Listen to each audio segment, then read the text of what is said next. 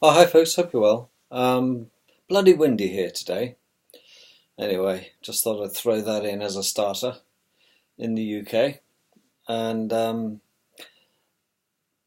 hope that you've been enjoying the videos to date. I'm restricted in my uh, membership, I suppose, of doing YouTube videos because there are so many rules and regulations now.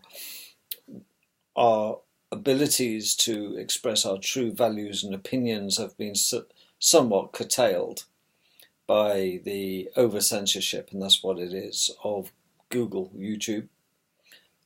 So sadly, a lot of the video topics I want to discuss are off limits.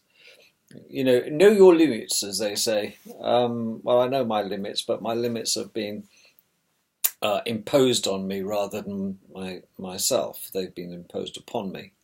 So I appreciate that the videos perhaps can't be as entertaining as I would hope, but I do try to make them at least interesting and share what I've learned in my life with you, and maybe you can convey that to your family too and your life and apply it to your life.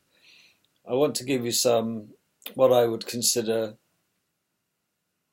following my time here, pearls of wisdom, such that they are, and also pearls that I've managed to accumulate and learn myself, in which I convey to my loved ones and my family and now my friends. Whether you're my friend or not, it matters not. It's simply that what I say, I hope that if anything I say in my videos helps just one person, my job here is done. Because it's quite a cathartic exercise, and I wish that more people would do these type of videos and share their experiences. I see no need for a lot of the videos on YouTube, which are just taking up space and a waste of time. And this is why I prefer to do them solo, and with a bit of luck, with a bit of originality. And there's a shortage. I don't have a particular topic I want to stick to. I'm a bit eclectic. I bounce from one thing to another, and hope that if you don't like this video, maybe you'll find something of interest in another video. So that's the way I roll. If you have children, so much the better. Or if you have brothers and sisters, which I hope you do, or you may just be a loner and have fled, you might be an only child or whatever, but if there's something I say that you could apply to your life that will help you in your life, I've done my job. So what I want to convey to you in this video this evening are certain things that I wish I'd known before, and I've learned by personal experience the hard way, because I've gone through, I suppose, the university of life. At my age of 56, I've still got a lot to learn. 57, I might add, sorry. I've still got a lot to learn, because one cannot know everything. I wish. And I almost don't want to, because if I know everything, life becomes tedious. And I try to learn something new every day. I do that with words as well. I try to learn words, maybe 10 new words that I haven't used in my regular chat to my friends and colleagues and family, because we only use, a set amount of words in our vocabulary routinely. And it gets a bit tedious, because we get known for our vocabulary. And some people do have a limited vocabulary, and majority of us do. But how do you stand out from the crowd? How do you make your mark? How do you want to, if you wish to, stand out from the crowd, is to increase your word power. And I say this to my children, and I wish I'd adopted this earlier, but it is a truism that you are judged visually and by the way you speak. You could be the biggest mass murderer, psychopath, loony, sociopath, nasty bastard, class 1 bitch. If you're a girl, you could be, but if you speak nicely and look nice and very pretty, you can have a smiling assassin on your hands that could be manipulating you by their silver tongue. And it's all about the words, isn't it? It's all visual, because you form an impression of someone by the way they look, not necessarily by what they do, but because you might not know what they do. And you're not that close to them to ask what they do for a living, if anything. But you look at them, look at their demeanour, look at the way they dress. But more importantly, you get to know someone when you start to speak to them. Or they speak and you listen. And we have 2 ears and 1 mouth, and we should listen therefore twice as much as we speak. Because when you're speaking, you're learning nothing. Nothing. The only time you'll learn is when you shut up, open your mind like a parachute, and ready to receive. You should be in receive mode most of your life. Otherwise, you won't be able to charge your battery, will you? So we are judged by the way we look and the words that come out of our mouth. Not only the words, but the way you use different words. Words that maybe the recipient of your words, the listener, doesn't quite know and think, oh, I haven't heard that word before. You don't want to be a walking dictionary, quote, or Roget's thesaurus spouting out all these long technical words, one after the other, but to throw a few into the mix is always a little bit entertaining, because it shows that you're not a complete moron, and who can barely string a sentence together. You have a very good command of the language you use and to communicate. And we are, rightly or wrongly, judged by the accent and the way we speak and the words we choose to use and the way we convey information from your mouth to someone else's ears. And this is why the BBC used to only employ people that speaks like the BBC. This is Radio 4. This is the 6 o'clock news. Women, know your limits. You know, this is the sort of talk we had with the BBC. Had a BBC accent. You could be the biggest mass murderer. You could be the paedophile of the century. Yes, or you could be a politician that speaks just like that. And yet you could be a kiddie fiddler. But so long as you speak nicely, must be a nice person. Ain't necessarily so. There's some very educated, well-spoken, very learned psychopaths, kiddie fiddlers, murderers, rapists, you name it, that some of them speak nicely. And they learn this trick because they know precisely how to beguile the trust from an eager victim that they've highlighted in their lives to victimize. So, tip number 1. Don't be fooled by the way people speak. There are a lot of smiling assassins willing to cut your throat and tell you look good in red. That's one pearl of wisdom. Don't judge somebody simply because they speak nicely or they have a good command of the language that they use and you understand. We're talking all languages, not just English. Number 2 is if they do use big words, question why they use them. Why are they out to impress you when they're speaking to you? Do they want something from you? Number 2, what is it that they want by giving you the impression that they're learned and they're educated and they're just not being social? They are placing themselves above you maybe because they speak nicer than you, have a better accent. They don't have an accent, they have an Oxford accent. You know, been to Cambridge, you know. You mustn't judge people by the way they speak. And sadly we do judge a book by its cover, to use an analogy. Big mistake. You must look at the whole person, not just what comes out of their mouth. Okay? That's rule number 1. Don't judge people visually, at all, because some people just don't put a great degree of importance in the way they dress or take pride in the way they dress. But I tell you, wonderful songs are played from dirty instruments.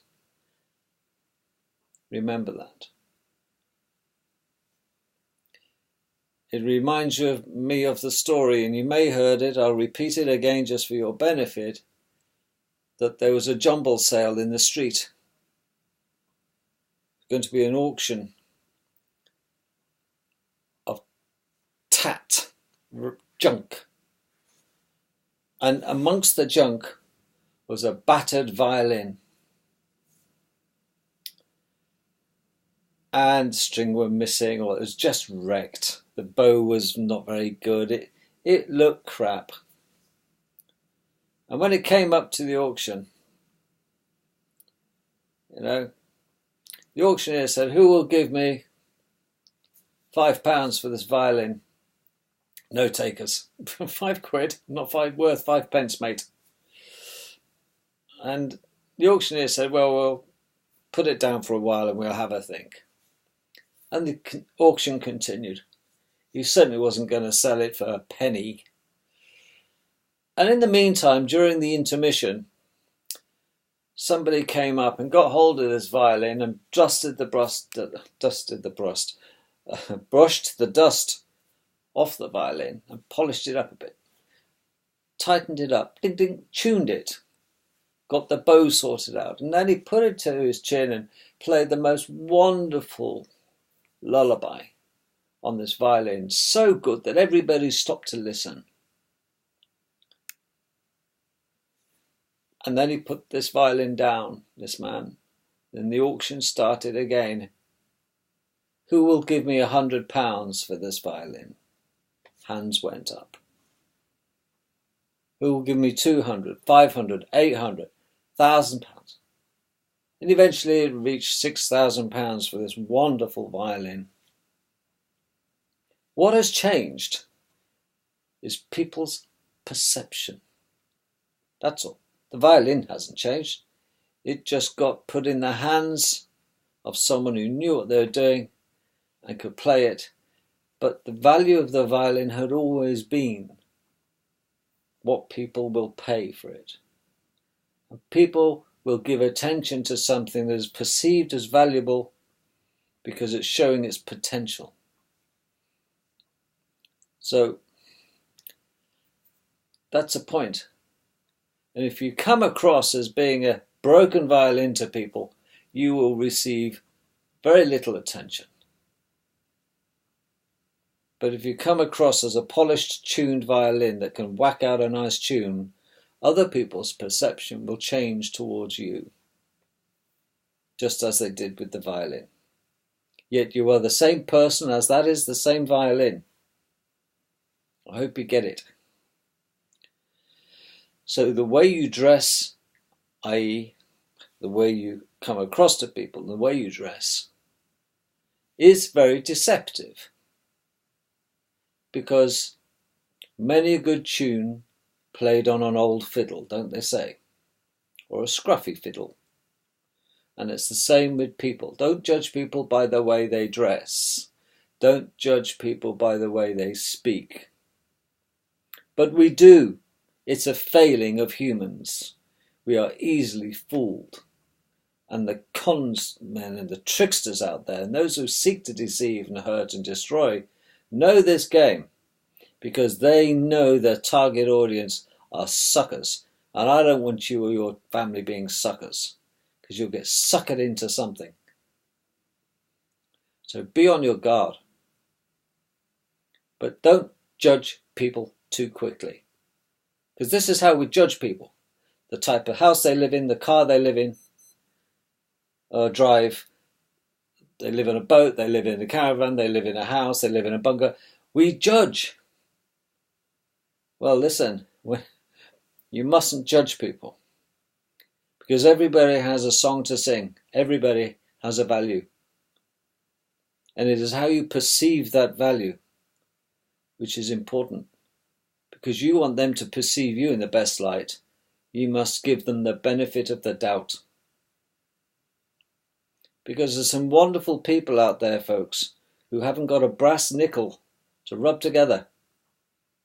Not a brass farthing. And they are worth more than the richest men in Babylon because of their personality and their character and their heart. Never, never, never judge people on external crap. The other thing is this, and this is the mistake I made much into my life. It took me a long time to learn this, is I couldn't understand. I struggled like Hitler did with Mein Kampf. That means my struggle. I had my own Mein Kampf moments well into my life, and I occasionally still get them. I don't understand this. Why do beautiful girls go out with ugly fat men? Or why did a good-looking, handsome guy go out with such a chunder pig? A pig with lipstick on. What? Come on. What is this? What's going on? And this is the problem when you have children who start to date. You think, oh, God, Jenny, you can do so much better. Yeah, Dad, but you don't know him. Yeah, but is that the best you can do? I was being very judgmental on my children's friends and certainly their girlfriends and boyfriends. Really? You know, please don't bring that back to the house. That back to the house. But Dad, you want to hear him play the piano? Or Dad, you want to hear him sing? You see, it's back to the violin thing. But the other one is that I couldn't understand and have only just getting over in my life at my late age. Sounds such an old fart, I know. Is that I don't understand why, if human beings are apparently all the same, why we like different things. Wouldn't life be boring if we all liked the same things?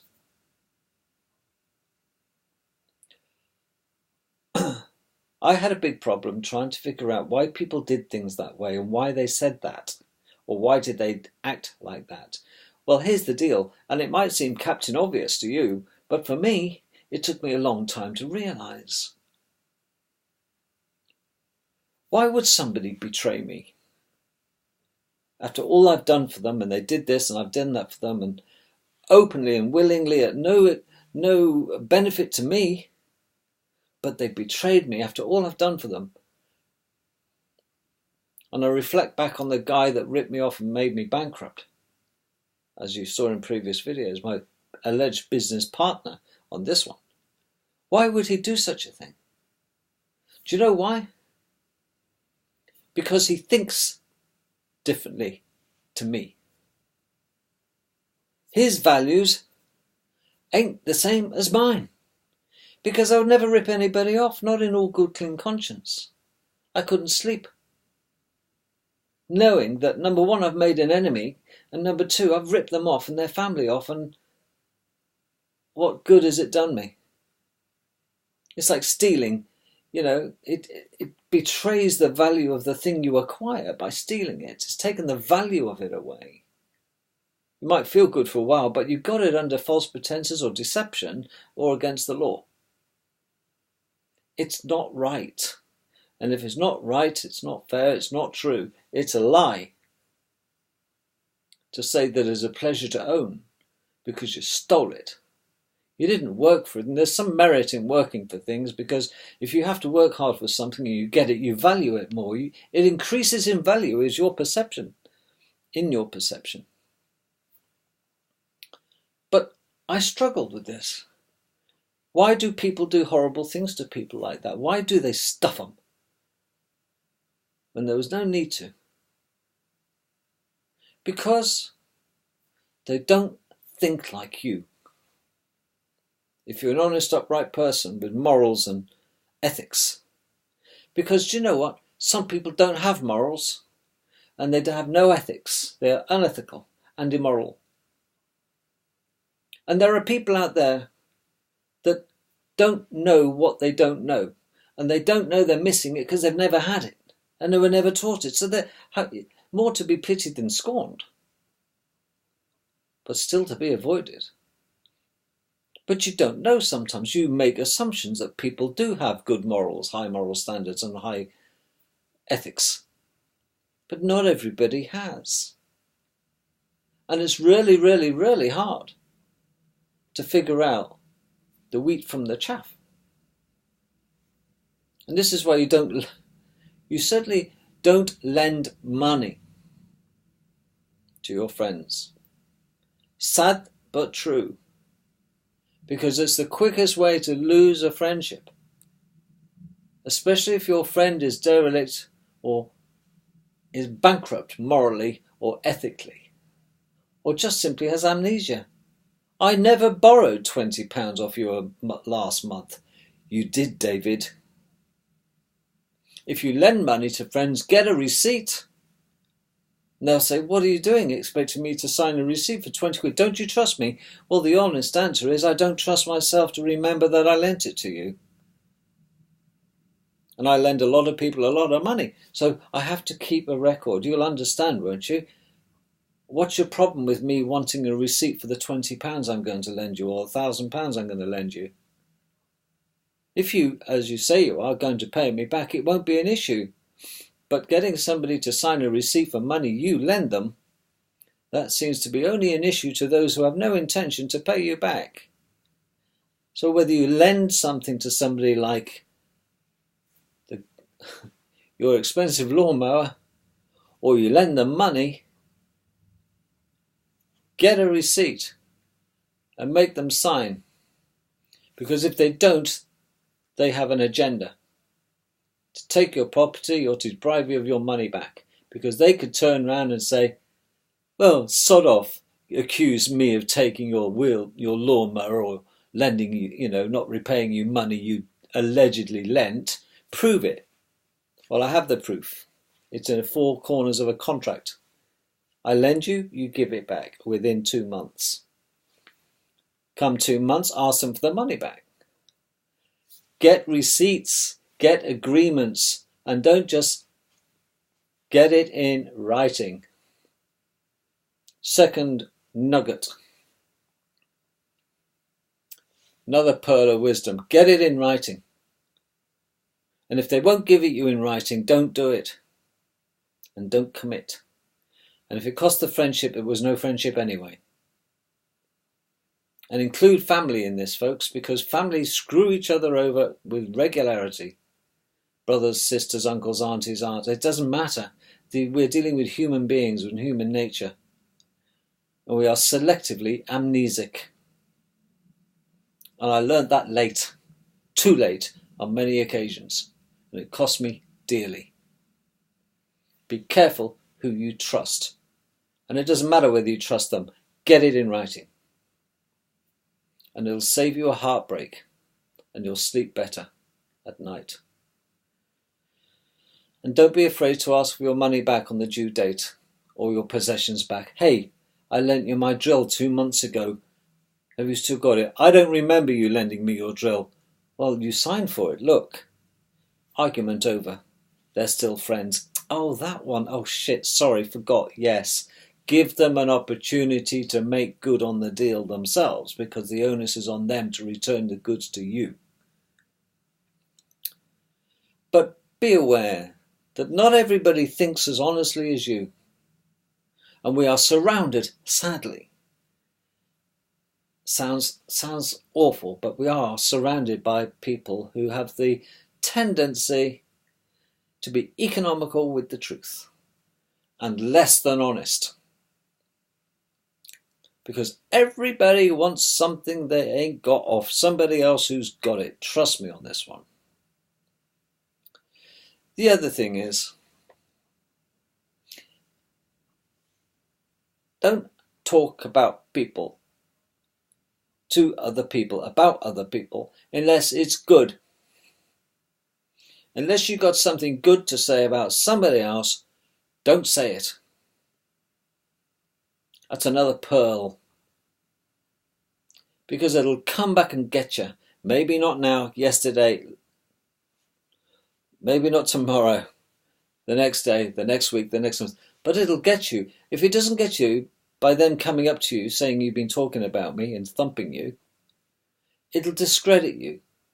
They might not know that they know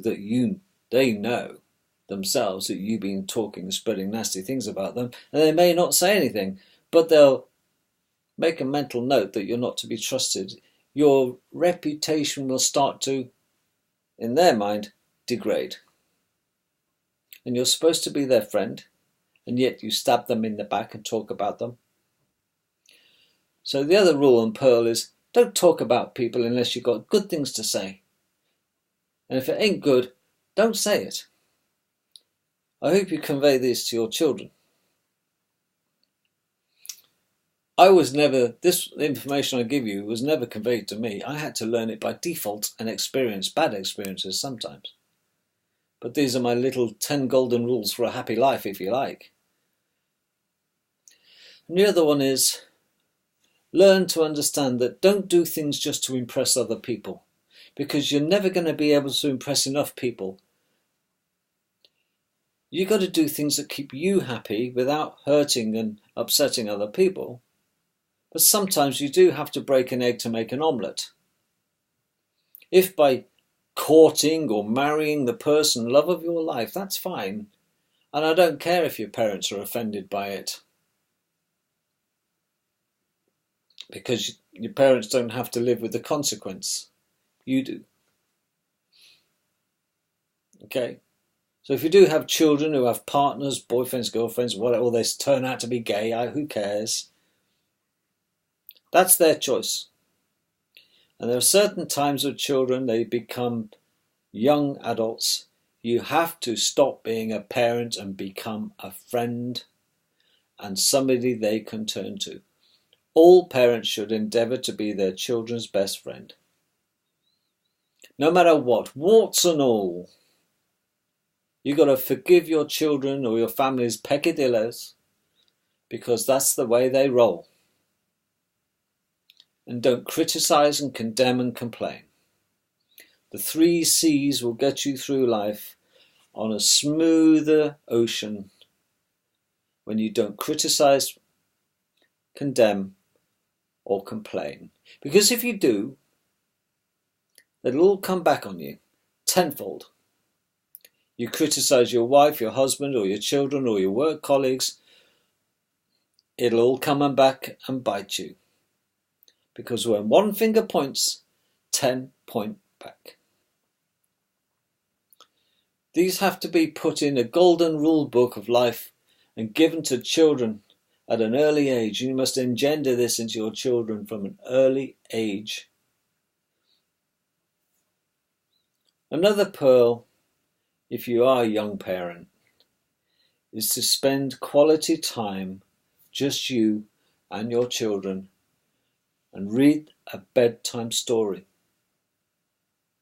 Take time out to switch those PlayStations off and the Nintendo Wiis off the youngsters and read them a bedtime story. No high tech, simply verbalise, tuck them up in bed and read them a story. Because those things that these children of yours will remember when they're older are the wonderful stories, and they will love you even more when you take time out of maybe your busy schedule to afford them time for bonding and showing them how much you love them. Because people don't care how much you know until they know how much you care. And that includes children. My dad won't do it, he's too busy working. That is so sad. No.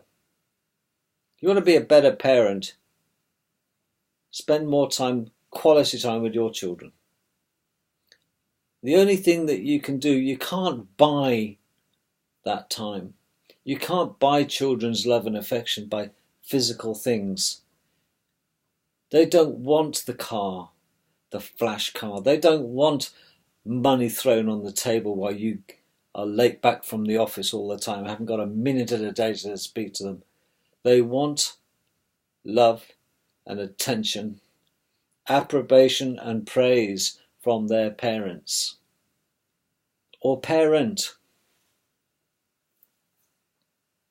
These things I've learned. I was never taught these things. I had to learn them the hard way more often than not. And that's why I convey them here, to save you the pain of having to learn them. Okay? But remember that children don't, and your loved ones, don't care how much you know. They don't care whether you live in a big house and a big flash car and you do all this for them and you shove it in their face, you ingrates. They don't care. Because you don't care about them, they won't care about you. You get back what you put out. It's a natural thing to happen. Because when you push that way, you come up against that. There has to be a bit of give and take and working together. So don't judge a book by the cover. Okay? Some of the most beautiful flowers are the most poisonous. Some of the most tasty fruit can be poisonous. Or the most colourful things can be very dangerous and beguiling. Some of the most beautiful women can be class bitches. And some of the most handsome, coming across as educated men, oh yes, they're gods. Their stature, their physique, their suntan, their good looks and charm is wonderful. But you don't know what goes on in here. And you shouldn't care what they look like. Don't judge a book by its cover. Read the story before you swallow the bullshit. Get to know people before you trust them. And if you don't trust them, and you shouldn't, get a receipt. That's all. The other thing you do is you don't lay your hand on another human being unless it's in self-defense. Do not attack people. I don't care whether you get aggressive when you drink. Don't drink. Because all roads like that will lead to Rome. You know the consequence. Don't take drugs, because one light drug will get you into the heavy drugs. Don't drink, or all things in moderation, as they say. But there's no such thing as moderately drinking. Not for most people out there. People will by nature be excessive in the things they like to do. Don't make unnatural, selfish demands on your loved ones. That's another pearl. And be someone that they want to come home to see. Be someone they want to come and share their problems with and get some advice from. Be the go-to person. And do you know what is like a flame to a moth for such people that will gather? How is it that some people just attract lots of people who love them? I know people like that. I used to think, what is it? Their charisma? What is it about these people? They have so many people love them. And yet so many people despise me and don't like me. I haven't got many friends and I don't know what it is. Have I got BO or what is it? Why can't I make friends? Because some people are just nasty bastards. And they give out an aura. They're aggressive, passive-aggressive often. Women and men. And some children are like this. They're spiteful little things and none of the other kids want to play with them. They're bullies, they're this, they're that. But when you exude forgiveness, compassion, understanding, don't be too fast to pass your opinions out like free confetti. Because we've all got opinions. You must must learn to listen twice as much as you speak. But actively listen. Don't sit there turning off until they stop talking, then you want to say your bit. But the way you convey yourself to others, not only the way you receive, but the way you convey, is have a genuine interest in the person you're listening to and the person you're going to talk to. Have a genuine interest. If it isn't genuine, don't bother giving them your attention, because it's not worth it. It's not worth for them having it, and not worth for you giving it. If they're not listening still, and perhaps they never will, in the words of Don McLean on that song Vincent. Perhaps they never will. Some people just don't listen, despite what they hear and have been advised. Some people just don't. They're beyond help. And you have to also know when to switch off and say, no more. I am not listening to this anymore. I'm not going to give you an audience or give you a platform where you can sit there and give me this diatribe of nonsense. You've said it before and you're going to say it again and again. I am not listening. I've said and advised you what I would do, and that's all I can do. I'm not going to tell you what to do. I've told you what I would do in your situation. Take it or leave it. But I'm not going to debate it anymore. And you must, because parents get into the repetitive arguments with their children, and our relationships are the same way. We've argued about this so many times. I'm sick of it. I'm not going to debate it. I've said what I said. I'm not changing my mind, and nor are you. So let's leave it at that. We have an on-pass. We're not going anywhere. It's pointless, you see. May as well talk about the weather. But be adamant. But do be prepared to listen. And don't change your mind. Don't you waver from a considered decision. Otherwise, you'll be flapping around like a tree in the wind. Nobody respects somebody who's like a tree in the wind. They like someone who's going to be reliable, honest, firm opinion, a valid opinion formed by experience. And that's what parents have to offer their children. And if you don't know, don't make it up. Say, David, I don't know, but I know a man or a woman who does, and I'll put you in touch with each other. But you know, in summary, all human beings want is somebody to listen to them. It's oh so easy to get someone to talk. And the people who talk get fed up of talking. Don't you think they want someone to listen to them? Sure. Because I prefer listening than talking, believe it or not. That's why I love the company of animals over people. Because I've done my fill of listening. And the animals don't talk.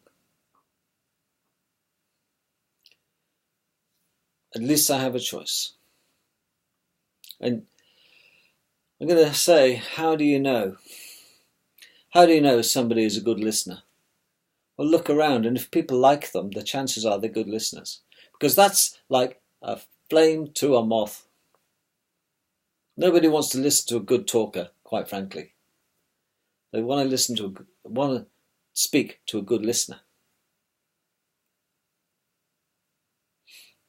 I can't remember who it was now. It might have been Cain and Abel, these two brothers. Or was it Jesus? Can't remember, to be honest. It's the Alzheimer's vaccines done me in. But I do remember the story. And it was somebody, a young boy comes home after he's been told to go and get some money that a debtor had owed them, and they come back and the father says to the boy, "Did you get the money that George owed us?" He said, "No, he couldn't afford it, but he gave me these very, very valuable seeds, 3 of them.